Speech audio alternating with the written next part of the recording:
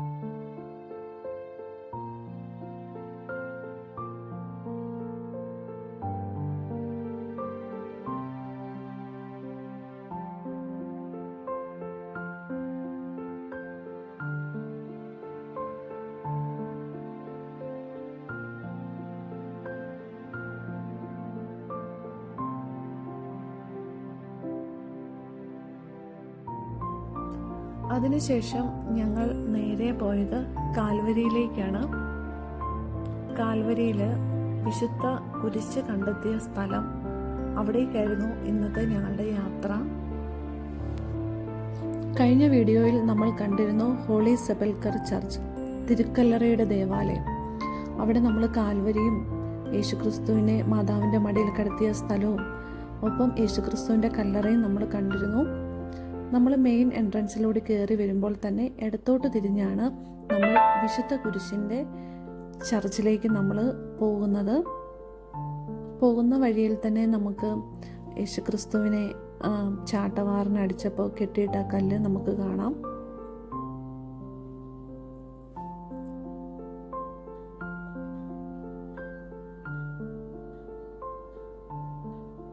പലരും അവിടെ നിന്ന് ചാട്ടവാറിൻ്റെ ശബ്ദം കേൾക്കാൻ പറ്റുമെന്ന് പറയുന്നു. ജെസ്സി അത് ശ്രദ്ധിക്കുകയാണ്. ഓക്കെ, അതിനോടടുത്ത് തന്നെയാണ് വിശുദ്ധ കുരിശിൻ്റെ അല്ലെങ്കിൽ കുരിശ് കണ്ടെത്തിയ സ്ഥലത്തിലേക്ക് നമ്മൾ പോകുന്നത്.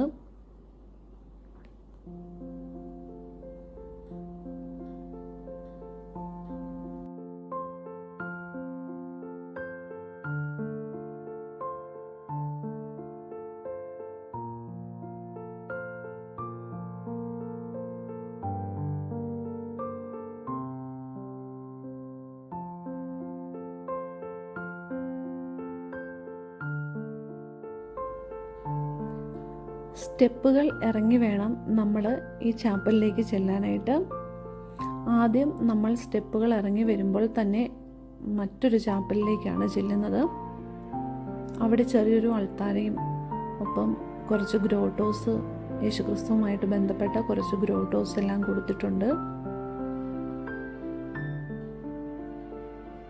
അൾത്താരയിൽ തന്നെ മാതാവ് ഉണ്ണിയേശുവിനെയും കൊണ്ട് നിൽക്കുന്ന ഒരു പിക്ചറാണ് നമ്മൾ കാണുന്നത്. യേശു ക്രിസ്തു സ്നാനപ്പെടുന്നതും നമുക്ക് കാണാനായിട്ട് സാധിക്കും. ഉയർത്തെഴുന്നേൽപ്പും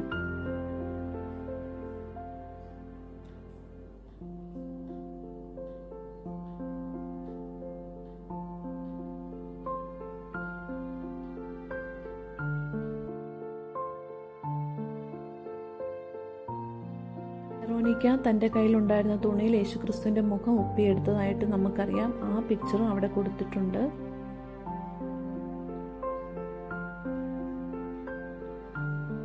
അവിടെ തന്നെ മോശയും അഹ്റോനും കനാൻ ദേശം അകലെ നിന്ന് കാണുന്നതായിട്ട് ഉള്ള ഒരു ഗ്രോട്ടോയും നമുക്കവിടെ കാണാനായിട്ട് സാധിക്കും. ആ ചാപ്പലിൽ നിന്നും വീണ്ടും സ്റ്റെപ്പുകൾ ഇറങ്ങി വേണം നമ്മൾ വിശുദ്ധ കുരിശ് കണ്ടെത്തിയ സ്ഥലത്തേക്ക് ചെല്ലാൻ.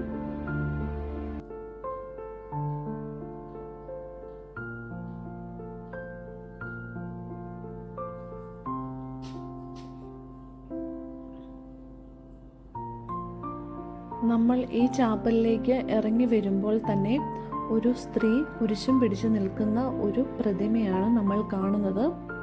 ആ സ്ത്രീ മറ്റാരുമല്ല, കോൺസ്റ്റന്റൈൻ ചക്രവർത്തി അല്ലെങ്കിൽ റോമൻ സാമ്രാജ്യത്തിലെ ചക്രവർത്തിയുടെ അമ്മയായ ഹെലനയാണ്. ഹെലന രാജ്ഞിയാണ് വിശുദ്ധ കുരിശ് കണ്ടെത്തിയത്. ഇനി നമുക്ക് ചരിത്രത്തിലേക്ക് പോകാം. അതായത് ക്രിസ്തുമതത്തിൻ്റെ ചരിത്രത്തിലെ പ്രധാന വ്യക്തിയാണ് ഹെലന. സെന്റ് ഹെലന എന്നാണ് അവർ അറിയപ്പെടുന്നത്. അവരുടെ അവസാന വർഷങ്ങളിൽ അവർ സിറിയ, പാലസ്തീനിലും ജെറുസലേമിലും ഒരു മതപര്യടനം നടത്തി. അപ്പോൾ അവൾ ഈ കുരിശ് കണ്ടെത്തിയതായിട്ടാണ് പാരമ്പര്യം അവകാശപ്പെടുന്നത്. യേശുക്രിസ്തുവിൻ്റെ കുരിശ് മാത്രമല്ല, ഒപ്പം യേശുക്രിസ്തുവിൻ്റെ ഒപ്പം 2 കള്ളന്മാരെയും കൂടെ ക്രൂശിച്ചതായിട്ട് നമുക്ക് അറിയാം. ആ 3 കുരിശുമാണ് അവൾ ആദ്യം കണ്ടെത്തിയത്. അപ്പോൾ യേശുക്രിസ്തുവിൻ്റെ കുരിശ് കണ്ടെത്താനായി അന്നത്തെ കാലത്ത് ജെറുസലേമിലെ ബിഷപ്പായിരുന്ന മക്കറിയാസ് മുഖേന അന്ന് ആ നഗരത്തിലുണ്ടായിരുന്ന മരണത്തോടടുത്ത ഒരു സ്ത്രീയെ കൊണ്ടുവന്നു. ആ സ്ത്രീയെ കൊണ്ട് ഈ 3 കുരിശിൽ, അതായത് ആദ്യത്തെ 2 കുരിശുകളിൽ തൊട്ടപ്പോൾ അവളുടെ അവസ്ഥയ്ക്ക്, ആ രോഗാവസ്ഥയ്ക്ക് മാറ്റമൊന്നും ഉണ്ടായില്ല. പിന്നെ 3ാമത്തേതും അവസാനത്തേതുമായ യേശുക്രിസ്തുവിൻ്റെ കുരിശിൽ തൊട്ടപ്പോഴാണ് ആ സ്ത്രീ സൗഖ്യം പ്രാപിച്ചത്. അങ്ങനെ ഹെലനായ്ക്ക് വെളിപ്പെട്ടു, ഇതാണ് വിശുദ്ധ കുരിശ്, ഇതാണ് യേശുക്രിസ്തുവിൻ്റെ കുരിശ് എന്ന്. നമ്മളിപ്പോൾ ഈ കാണുന്ന സ്ഥലത്താണ് കുരിശ് കണ്ടെത്തിയതെന്നാണ് വിശ്വാസം.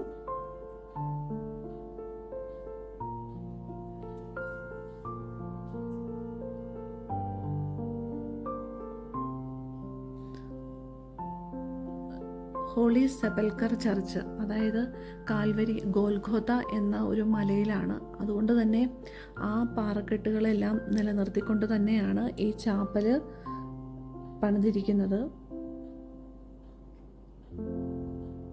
കുരിശ് കണ്ടെത്തിയ സ്ഥലത്ത് അപ്പോൾ തന്നെ ഹെലന രാജ്ഞി ഉത്തരവിട്ടു ചാപ്പല് പണിയാൻ വേണ്ടിയിട്ട്.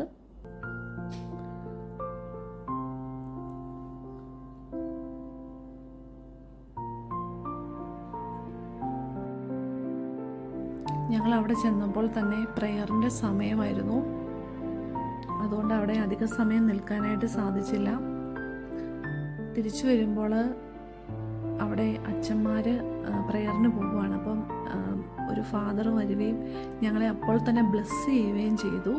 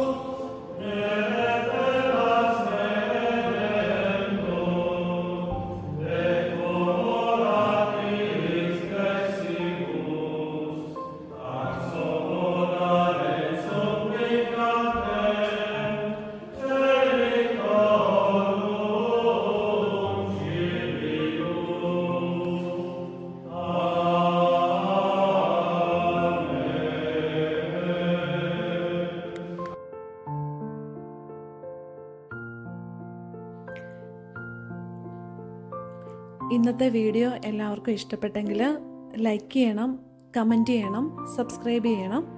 അപ്പോൾ അടുത്ത വീഡിയോയിൽ വീണ്ടും കാണാം. എല്ലാവരെയും ദൈവം അനുഗ്രഹിക്കട്ടെ. ബായ്.